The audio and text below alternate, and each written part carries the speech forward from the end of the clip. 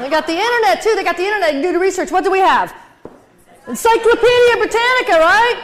Yeah, your parents bought once. You can only be as smart as your oldest sibling.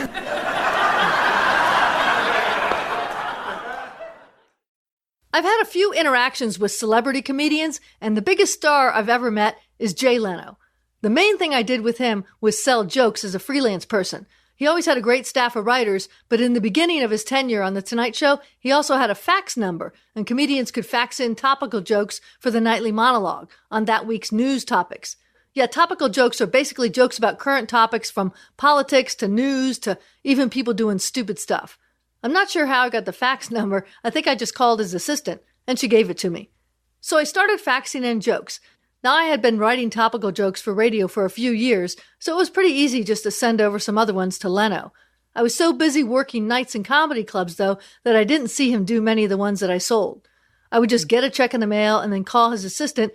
She'd tell me the check number. Then she'd say something like, "Oh, that was the boating joke." And I'd go look up the date and what joke was about boating. And while I don't remember a lot of the jokes that I sold, I do remember the first one I sold to him.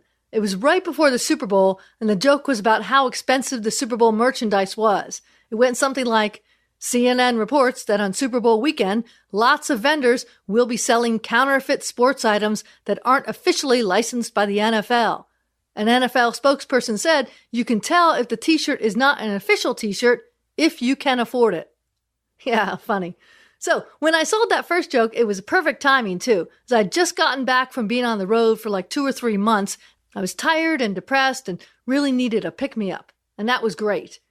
I submitted jokes to Leno for years and had a lot of fun writing them, and when I moved to LA, I actually got to meet Jay Leno in person. I had just gotten approved to work at the Comedy and Magic Club in Hermosa Beach, California. The owner, Mike Lacey, was just great to comics, and he was one of Leno's best friends. I'll talk more about him and his fabulous club in a future podcast, but Mike really is a class act. So when I got approved to work there, I popped in on a Sunday night to catch Leno's act. He works there every Sunday night, and I wanted to see the show, which went great. After the show, Mike rammed me and grabbed me and hustled me out the back door and around the corner. Jay Leno was standing there next to one of his sports cars. I'm not sure which one it was. And Mike introduced both of us. That was a lot of fun, too. Also, several years later, when I was working at the Comedy and Magic Club, one of the other comics at the show was a staff writer for Leno. When we met backstage, he said, "Oh, Jan McInnes, you submit for us, right?" I said, "Yeah." He said, "Yeah, you're one of the comics that we actually read the jokes." So I felt good. Meeting Leno and selling jokes to his monologue was a thrill and a big goal of mine.